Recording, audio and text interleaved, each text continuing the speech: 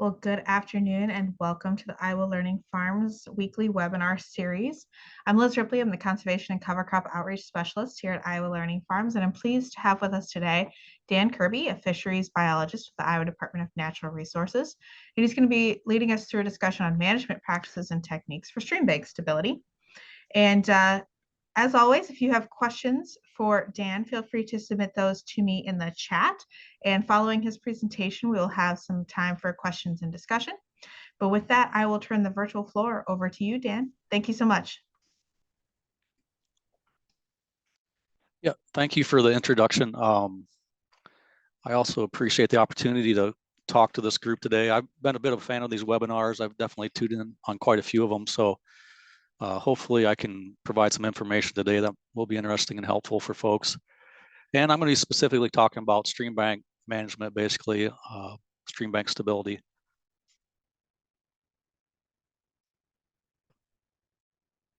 If I can get my slides to advance here. We'll go that way. So the basic topics for today we're going to cover is, first of all, why is stream bank stability important for Iowa land managers? We're going to look into some of the factors that determine how stable a stream bank is or how unstable a stream bank is. And we're going to get into some practice and techniques that can be used by landowners to improve stream banks, and also look at some of the first steps towards improving stream bank stability in rural Iowa specifically, but it's not just rural Iowa, I guess, here. It's a pretty broad topic here, so we're not going to be able to get in depth here on any of these, I guess, topics, but we'll give a good overview of stream bank stabilization and management. Only my scroll bar will advance here. So I get a lot of calls as a fisheries biologist about a variety of things. And a lot of times it is from land managers or property owners, farmers. Pond questions are very common, but probably the most common question for me has to do with eroding stream banks. And so it obviously matters to people. And I think there's a variety of reasons why it matters. One of those is encroachment on land and production. So sometimes stream banks will erode out into a farm field or a pasture. Sometimes there might be even damage to infrastructure, like a building perhaps, or a road or a bridge or a culvert, something like that. Obviously, there's soil erosion that can occur. And with that soil erosion, we sometimes see losses of nutrients and the pollution from those nutrients, in particular phosphorus and nitrogen. Another important factor is wildlife habitat. These stream corridors in Iowa in particular are very important for connecting wildlife to other habitats and allow travel corridors for wildlife and fish.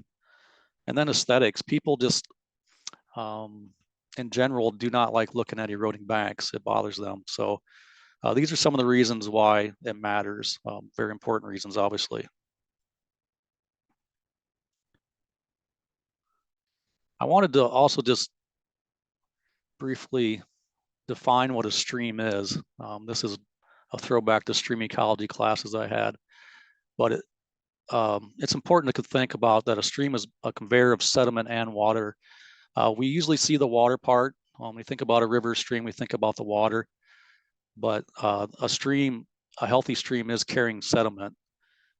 That can be bed load. A lot of that's going to come from the bottom of the banks or the bottom of the stream, but some of that's going to be flowing in from the uplands, and some of it's going to be coming from the stream banks. So erosion is a natural process. It's what's formed things like the Grand Canyon, for example, or the Mississippi River Valley. So it's not always bad. It's just bad when it occurs in unnatural rates.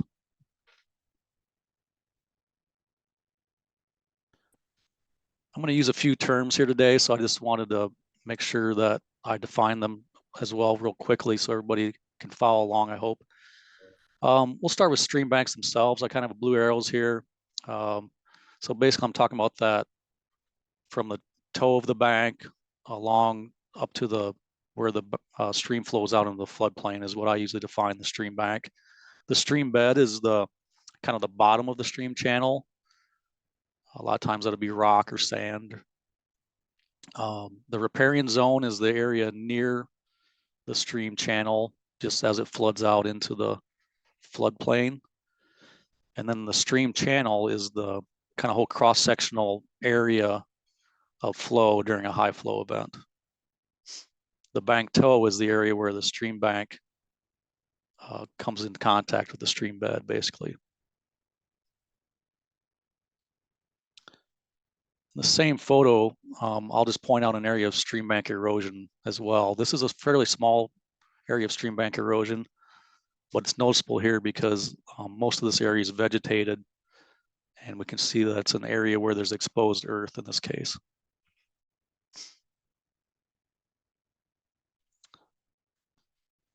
There can be different kind of stream bank erosion. I will say these photos are from actually state lands, the ones I'm going to share here for the most part. So in this case, this is on the Shell Rock River in Butler County, and we have an area of a long area of active erosion. In this case, what's causing this erosion is, for one, not good root structure in this location, and really light soils where we have active erosion from the action of the river along this bank. Here's a photo from Mill Creek in Jackson County. And the erosion in this case is a little different in how it's happening. It's more of a mass wasting event. So we've had basically a destabilization of the toe of this bank. And then the land is actually slipping downhill in this case. It can't support itself.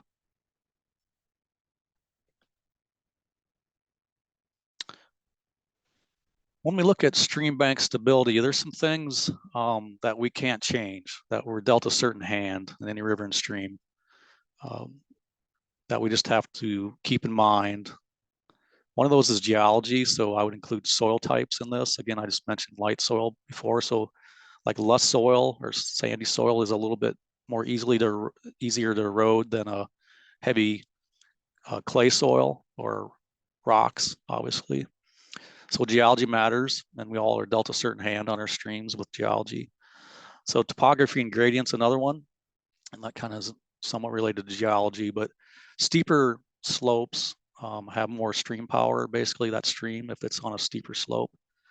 Climate, again, that has to do with stream power and amount of quantity of water flowing down our streams. Here in Iowa, we're going to get somewhere around 30 inches of rain a year on average. Other parts of the world might only have an inch or two, or maybe over 100 inches. So that's obviously has impacts on streams and stream bank erosion. The watershed sediment supply, that's something, if it's a really small stream, the landowner may actually have quite a bit of control over watershed sediment supply in the land use in the area. But a lot of times on a river stream, you're kind of depending on what's going on upstream, how much sediment's coming down the stream, and areas that you probably won't manage. Floodplain access and entrenchment. So here we're talking about how easy it is for the stream to flood out onto its banks. If it's hard to flood out of banks, those type of streams have more stream power, and a lot of times they have some additional stream bank erosion issues.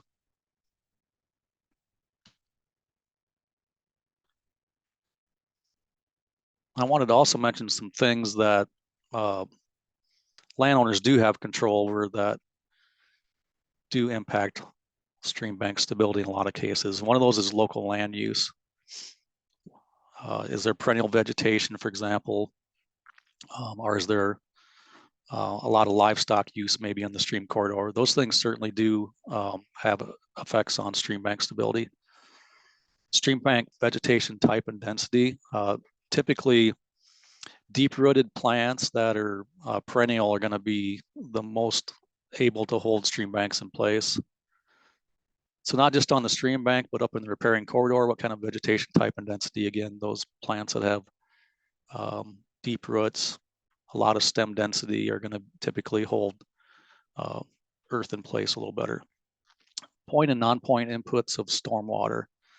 So how much water is shed and how quickly during storm events basically into an area can impact stream bank stability. And then also I mentioned channel modifications and channel changes here. So for example, if you have a history of stream straightening, a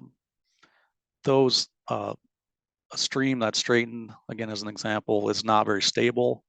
Streams typically meander, so that those straightened segments a lot of times will have more active erosion because that stream's attempting to remeander.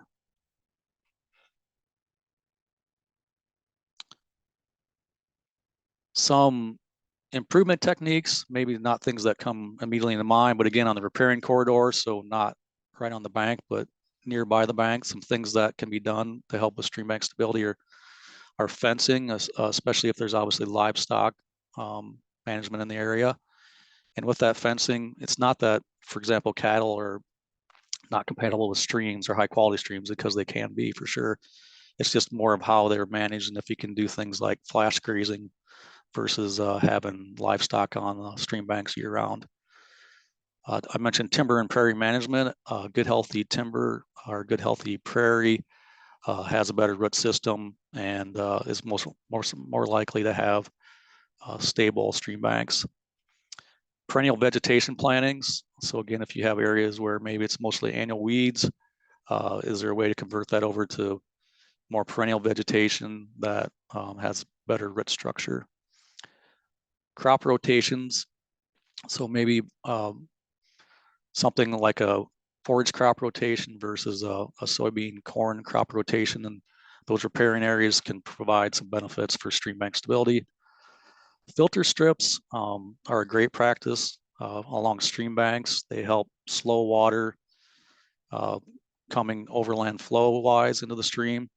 Also, if you do have areas of erosion or meandering occurring, a lot of times, obviously, if you have a filter strip in place, there's not infrastructure that's in harm.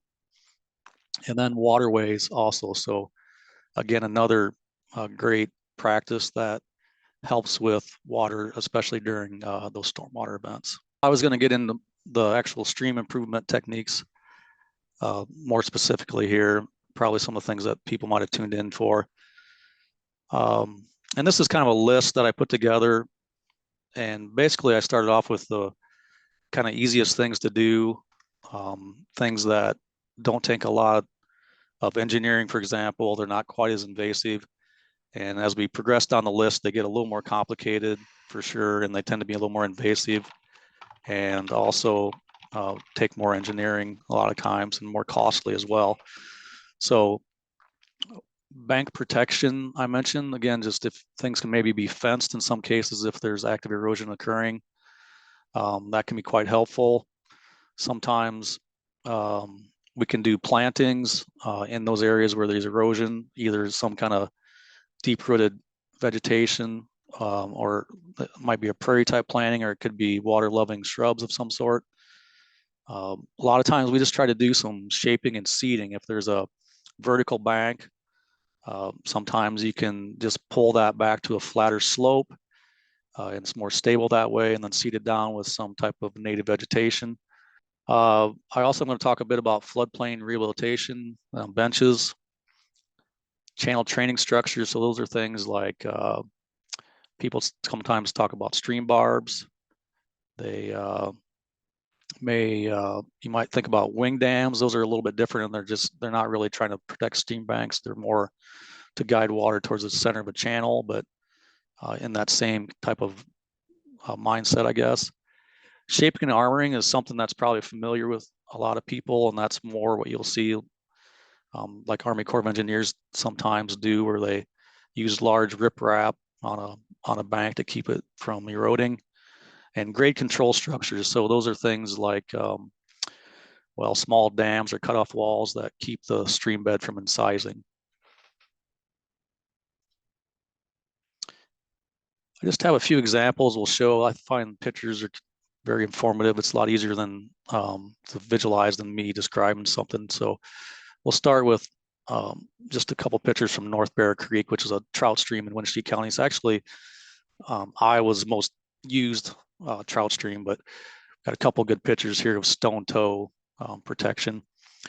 So these are before and afters that we use quite often on a section from a section of North Bear Creek. And this is, I think, a photo from the 1990s. But so in this case where we had this active erosion, this bank was shaped, and then stone toe was put along the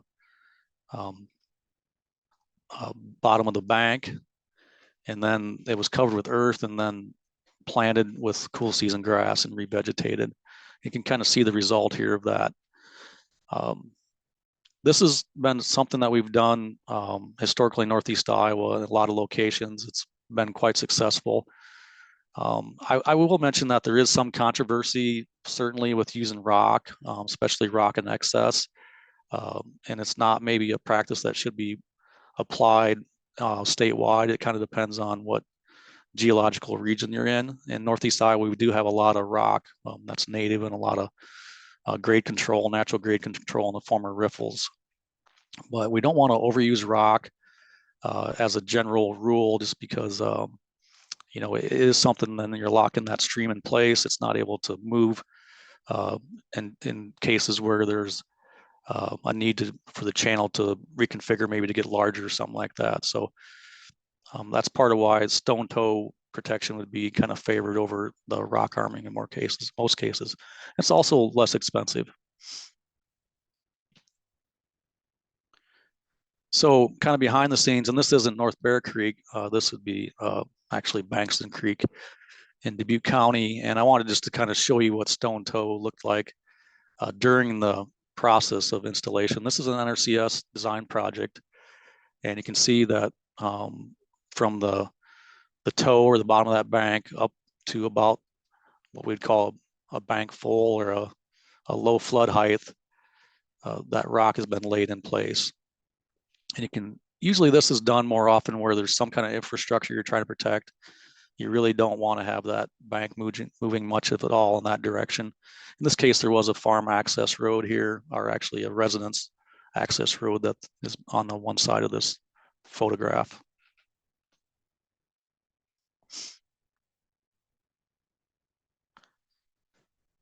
So toe wood shaping and seeding. Again, this is something we're doing a little bit more of nowadays, trying to use a little less of the rock and have a little more of a soft approach. And this is an example from the Maquoketa River, and it's up in the head end of the Maquoketa River, so more of a trout area where it's smaller. This is on a county conservation board property. And the erosion in this case was not severe. We had about 3 foot high banks, and it was actively eroding. And it's kind of it's a wildlife fishing area. And we had a lot of trees on site in the location where the erosion was occurring, so we wanted to take advantage of those trees. So in this technique, rather than place rock on the toe, basically we're using root wads as a protection device. It obviously has some advantages as far as some of the cost, at least for materials.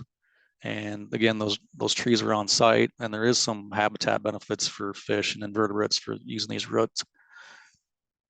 And these had about a 10-foot root wad on them, and then about 10 to 12 foot of the actual tree trunk is left in place. Here, we're obviously getting more invasive, heavy equipment's being used. This is a little bit different look at that same practice going in. There's actually some trees or logs that are put in first, and then the tree with the root wad is put on top of that.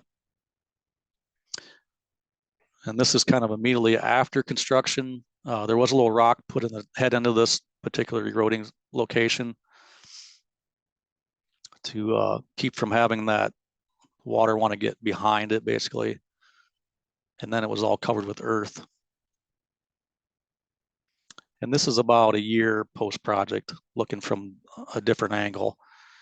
And you can see how that's vegetated back in, and those root wads are out in the stream, providing protection to the bank as well as cover for fish. And so I'm also going to show here a floodplain excavation, reconstruction, rehabilitation, some floodplain bench work on Mill Creek in Jackson County.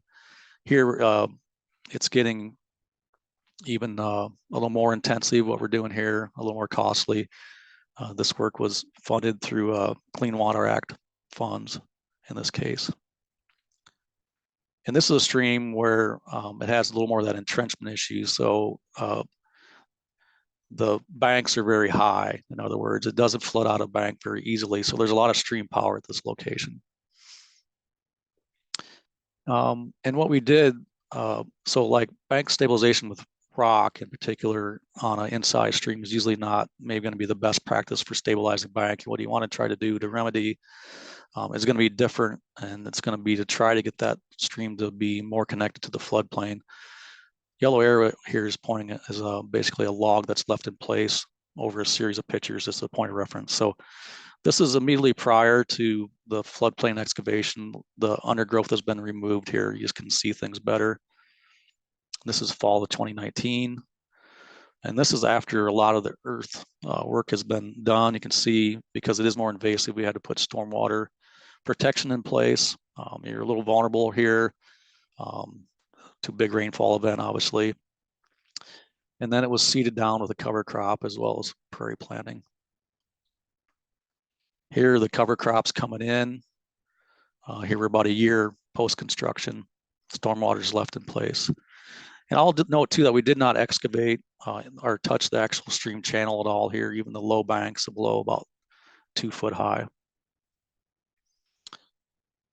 Here, the perennial grass is starting to, the plantings started to come in a little bit more. We're about 2 years out. And then here, we've reached kind of our end point with more stable banks. That perennial plantings come in. Everything's vegetated and the stormwater protection's been removed. So the idea behind this is that you're going to increase that cross section basically of that floodway. In this case, our cross-sectional area of that stream is quite small, and that as we have a flood event, that stream power builds and builds until it finally does get up to that floodplain height. By increasing the cross-section to this level, it carries that flood much easier, and it floods out quicker, and there's not as much stream power. Therefore, it reduces erosion. So what do you do as a land manager if you do have a bank erosion issue? What are the things? Obviously today we're on a webinar, we're getting a little bit of information, but you still are going to need some help. In some cases, there's some easy fixes, as we kind of mentioned briefly, like fencing and seeding. And in some cases that will take care of the problem, especially if it's a small area of erosion. Also, especially rural folks, farmers in particular, the NRCS office is a great resource for lots of things, waterways, so on, CRP, things like that. But also Streambank instability, they have expertise in bank stabilization. A lot of times they're going to be cost share through like EQIP that can be provided for bank stabilization. Another thing I want to plug here a little bit is the Iowa River Restoration Toolbox. About 5 years ago or so now, it's been maybe even a little bit longer than that. There was a group of professionals that got together and worked on the Iowa River Restoration Toolbox. And basically several things came out of that. One was an online resource, practice guide that can help folks learn about a lot of the practices that are available, not just for stream bank stabilization, but all kinds of things on stream. So for example, aquatic cover is one that's covered in the restoration toolbox. And also things even like dam removal and so on. So it's very involved. It has drawings, it has lots of information. And anybody can check it out. It's free online. You can consult with a DNR fisheries biologist. There's fisheries biologists stationed throughout the state. I'm one that covers East Central Iowa. Those folks a lot of times are going to have expertise in stream stabilization. If they don't know about it themselves, they certainly can help you find people that can help you out. So don't be afraid to reach out to that fisheries biologist. And you can consult with a civil engineer, and this might be more the case for municipalities a lot of times, or counties, but there are civil engineers out there with expertise in streams. And that's part of another aspect of the river restoration toolbox, is that there have been training sessions occurring usually once or twice a year, more geared towards those civil engineers, and providing them training specifically about stream restoration. So on that river restoration toolbox, you can find a little bit more about that training. And at one time, there was a list of folks that had been trained actually through that program.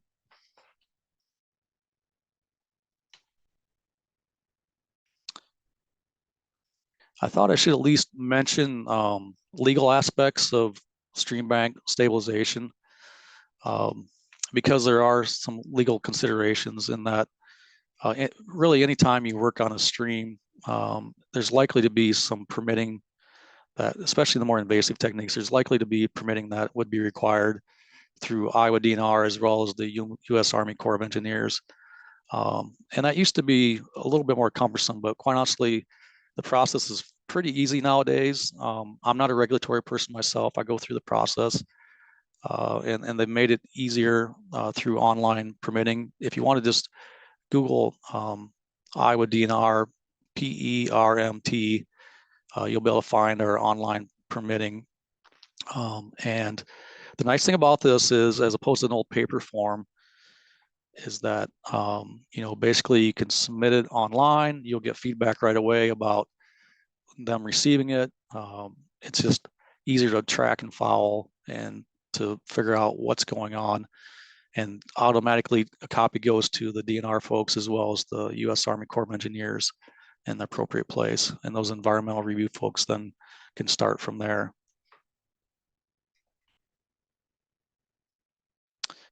Just a few closing thoughts before we get to the questions, but one of them is, you should try to work with the stream for a successful project. It's a lot of times when we start really making big changes on a stream, maybe having or hoping the stream will do some things kind of counter to what it's doing at the present moment. That's usually when projects are a little more prone to failure. So it's good to try to work with the stream for successful projects for sure. Do no harm is kind of just always a background principle, I think, for all of us on working on rivers and streams, and that we don't want to do something that's likely, if it fails, to do some kind of harm, especially harm that's not easy to take back. And we continue to learn from all these stream improvement projects, bank stabilization projects that we do take on. And those are, great opportunities, each project then, to look at things that worked and maybe things that didn't work as well, and to make the next project better. A lot of times it does take a little patience and quite a bit of planning on Streambank work. That's worthwhile, certainly, to go through it, even though it sometimes, it seems like things are moving slow, but that additional planning is almost always worth it in terms of having a better project in the end.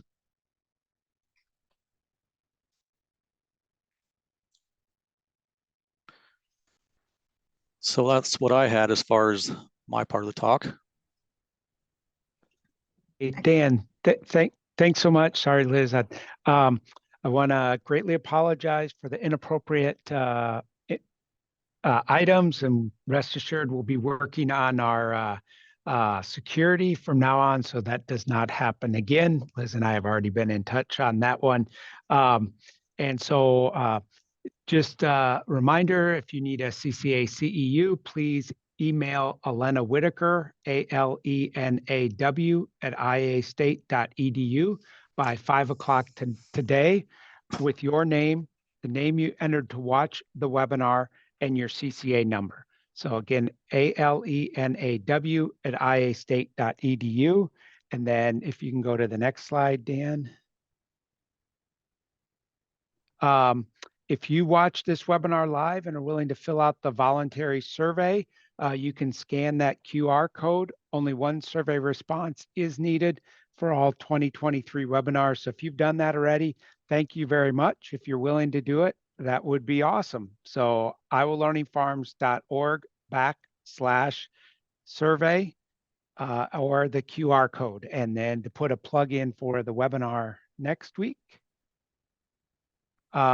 Okay. We got my colleague and friend from Purdue University, Eileen Kladivko, drainage for the long haul, impacts of crop yield, soil health, and water quality. So please tune in next week. With that, Liz, if there have been questions that have come in, if you want to take those. Yes. So one of the questions, copy of this webinar. Yes, we will get it posted to our website once we have a chance to edit out those little interruptions. So some real questions here. And that webinar will be posted to our website, iwalearningfarms.org. You can find it on our webinars tab once we get it uploaded there. Do you ever run into complications with floodplain regulations when it comes to your Streambank work, Dan? Complications, interesting choice of words. So again, you know, as far as especially obviously projects that I work on, is that, you know, there is a permitting process in place, and part of that process is floodplains review, and I think that's what we're talking about here. So we have folks within DNR that are making sure that any stream project is not causing negative impacts to floodplains, and in particular, they're going to be focused on if a project would change kind of the cross-sectional area of the floodplain. In particular, if you're filling in the floodplain, and the worry there is if you're going to back up water, not let it flow through properly. Obviously, that can cause all kinds of issues for upstream landowners. So to answer the question more specifically, is we're always keeping that in mind as we plan projects. We don't, we're not going to plan a project that won't make it through floodplain review. Anything, in particular where it comes into play would be, so like shaping and seeding, kind of on that list of easy, that's not going to be a big thing. But as we start placing material in and along the bank is where that's going to be a bigger issue. In particular, like channel training structures is where I've had additional floodplain, scrutiny. And because there you're adding a lot of times like a rock structure that's going to reduce possibly that floodplain conveyance. So it kind of depends a lot on the project. In the case of like the Mill Creek, floodplain restoration project that I showed, in that case, we were increasing the channel or the cross-sectional area of the channel. So kind of not a problem from flood conveyance. Obviously, we're making it better. In that case, then it was where are you going to put the material that you pulled out of there? And as long as it was up out of the floodplain, it wasn't an issue from their standpoint. Excellent. So after placement of the Streambank stabilization fabric, will it have to be removed once the vegetation is established, or is it left in place forever? It depends on the stormwater protection that's put in place. So we had silt fence in place on that project with T-posts holding it up. And that was removed after 3 years once the vegetation was established, because we didn't want to have, in particular, those T-posts there for decades, but also that stormwater fabric. There was wattles used on the same project right there on the base of the hill. And those wattles were biodegradable, and they were placed with wooden stakes. So those were not removed. Those are going to degrade over time. So it kind of depends again on what the actual stormwater protection device is. All right, let's see here. In Iowa, do grade control structures need to be permitted as dams? So I'm not regulatory. Again, that would be more of a question for them. But my guess is that yes, typically grade control structures are going to be looked at similar to a dam. And because of that, yes, there's going to be, as far as regulatory review, a little bit more review than some of the other types of stream bank stability projects.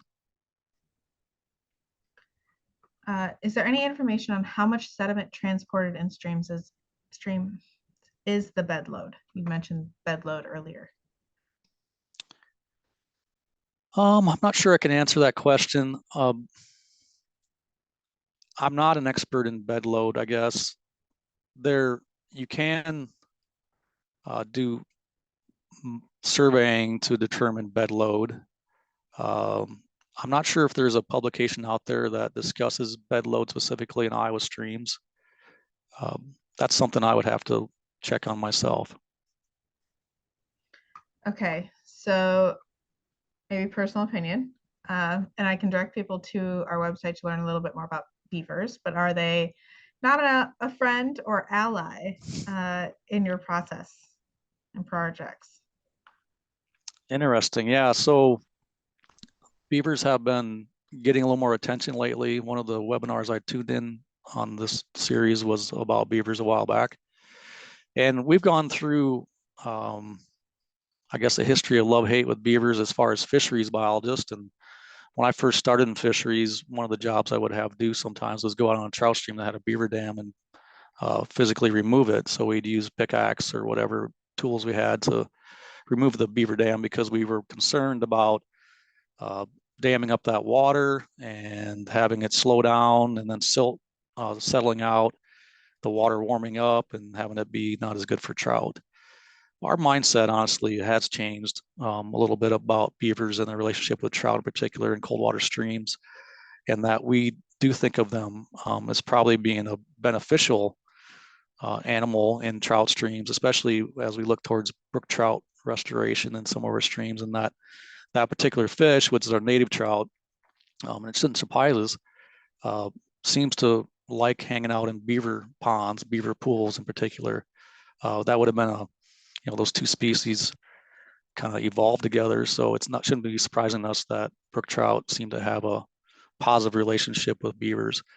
And we still I think we're still learning a little bit, and we'll be watching, and there certainly can be some negative against silt deposition, for example, behind beaver dams. But overall, my current opinion about beavers is that they're beneficial in most cases.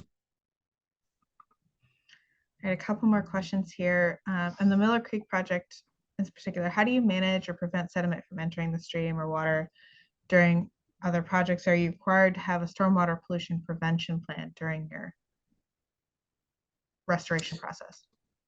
On the Mill Creek project, definitely we had a stormwater prevention plan.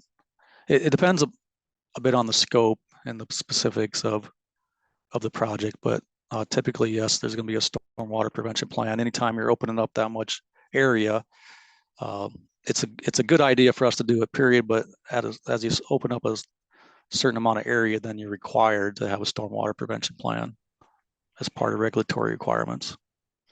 And maybe somewhat related to that, do you ever complete a minimum of upland practice to capture runoff before you begin a stream stabilization practice? So making any of that upland changes before you start a project? That's a great question. So a lot of times, and this is true so a lot of the projects I'm working on are state lands, and we own a finite area. So, we can really only directly influence or work on that finite area. And that's true for a lot of landowners as well, is that, if some of the issues or the sediments coming from upstream, it's hard to, you don't have any direct control over that other than maybe some education or promoting things as far as reduction. So we are always, I guess, as a fisheries biologist in particular, we're always promoting upland, upstream watershed work. And this audience, I'm sure, is well aware of a lot of those things that are out there to help with the watershed, but ultimately, whether it be a river or stream project or in our lakes too, we want to have that watershed in the best condition possible before we start spending resources on streams and lakes. So we do what we can. We promote those activities, and hopefully, yes, we would, in an ideal situation, be able to fix some of those watershed things upstream first. Right. I've got one more, and then I think Matt's got a couple that came to him as well, but someone's asking if you could please expand on the benefits to aquatic and riparian habitats that you've observed in some of your projects. So I'll pick a little bit on the floodplain work, especially. I like that kind of work in that, again, it reconnects that water to its upland a bit, or that connection between the stream and the floodplain. And there's benefits to the riparian area and the type of vegetation that grows there. There's benefits to other species that we don't always think about, whether it be, some of the reptiles or some of the amphibians, those kind of things. So, I tend to be focused on the water, obviously, as a fisheries biologist, but, in some of these corridors as well, especially on some of our state lands, they have a history of not a lot of management. And so the corridor vegetation is not maybe as desirable as it should be because it wasn't managed. It might be a cover type of, some kind of cool season grass that isn't real desirable, or maybe some kind of volunteer tree that isn't desirable. And by more actively making decisions about what kind of vegetation we have, we can increase the diversity of the planting of the vegetation. We can also, with that, come the animals that use those more diverse plants. All right, and one final question here. Are any of the stream stabilization projects you've worked on monitored pre and post implementation? So also a great question. And it was something when we worked on the river restoration toolbox, we spent a lot of time talking about monitoring and our general need for increased monitoring on these projects to help us learn about what we've succeeded. Unfortunately, monitoring is almost always the first thing that falls off the list when you look at time and money, because you want to get the project done, you want to implement the bank stabilization or implement the stream improvement. So monitoring is often not available. In the case of projects I've worked on, we do have pre and post monitoring on the Mill Creek project, some cross-sectional information in particular. So looking at what it looked like before and after the floodplain improvement occurred. Excellent. And I did share a link to that toolbox in the chat. But as you said earlier, you can always just Google it. That's how I got to it very quickly. It's the first link that comes up. So you can check that out there. And once again, thank you, Dan, so much for your presentation today. And apologies for those interruptions. But please do join us next week as we look at drainage for the long haul, impacts on crop yields, soil health, and water quality with Arlene Klodivko out of Purdue University. So once again, thank you, and I'll give the final word to you, Dan. Well, I guess I'm still okay. Well, I just again appreciate you all for listening today, and thanks for that. And I appreciate this series of webinars. I think they're quite informative. I like the wide variety that everybody provides and the information provided.